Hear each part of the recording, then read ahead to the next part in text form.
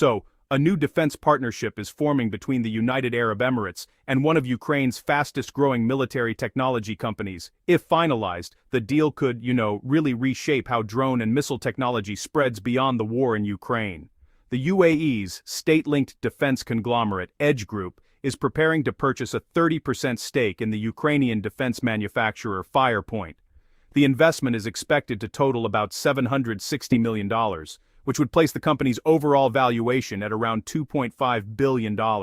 At first glance, it may seem a bit unusual for a Middle Eastern power to invest heavily in a Ukrainian weapons manufacturer during an ongoing European war, but the timing, honestly, suggests something more strategic. What if the conflict in Ukraine has basically become a large-scale testing ground for modern drone warfare, and countries outside Europe are now trying to acquire that experience before they need it themselves? Firepoint has expanded rapidly over the past 2 years, becoming one of Ukraine's most important defense technology firms. The company manufactures FP1 and FP2 long-range unmanned aerial systems, along with the Flamingo cruise missile. Its production scale is already, pretty significant.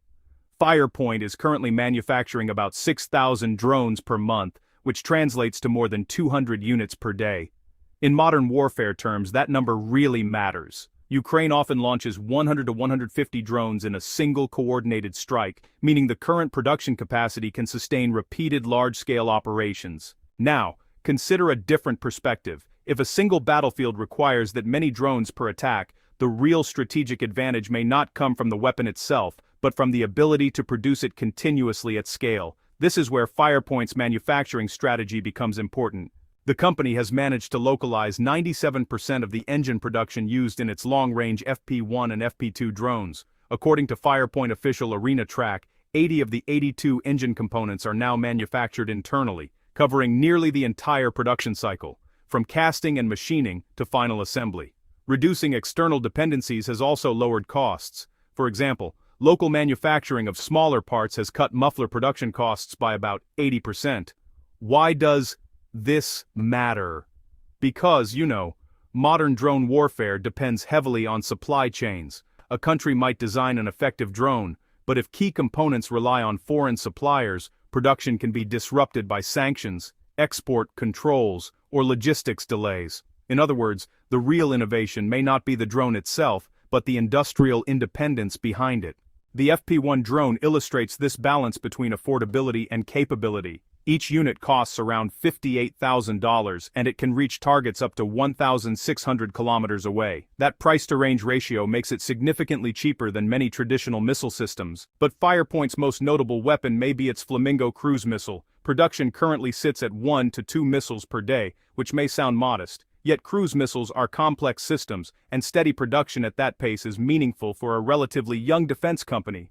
The Flamingo reportedly has a maximum range of approximately 3,000 kilometers and has already been used in strikes against Russian infrastructure, located about 2,000 kilometers from launch points. If the UAE completes its investment and secures production agreements, it could potentially receive 10 to 20 Flamingo missiles per month, along with about 1,800 drones. That combination could, significantly expand the Emirates' strike capability. From a geographic standpoint, a 3,000-kilometer range means the missile could theoretically reach any location within Iran, including air bases, command centers, and missile storage facilities. The missile reportedly carries a warhead weighing about 1,150 kilograms, making it capable of striking hardened infrastructure targets. But there is a strategic twist here that often goes unnoticed. Countries facing large numbers of incoming drones or missiles typically rely on expensive interceptor systems to defend themselves. Each interception can cost hundreds of thousands or even millions of dollars. What if the more effective approach is not simply better defense, but cheaper offensive deterrence? Ukraine has already demonstrated a model where large numbers of relatively inexpensive drones are launched together, overwhelming air defense systems through sheer volume. If the UAE adopted a similar approach, combining FP series drones with Flamingo missiles, it could create layered strike waves designed to saturate defenses. Another factor influencing this partnership is timing. The UAE reportedly submitted its application to acquire the Firepoint stake shortly before the recent escalation involving Iran. During the early phase of the conflict, the Emirates were among the countries most heavily affected by Iranian attacks, which reportedly involved over 1,000 drones and about 200 missiles. From that perspective, the investment starts to look less like opportunism and more like preparation. In December of the previous year, the UAE had already begun shifting from a neutral stance toward deeper cooperation with Ukraine, seeking access to operational knowledge gained during the war. If Ukraine's battlefield experience becomes the template for future conflicts, then countries studying that model today may gain a significant advantage tomorrow. And that raises a broader question.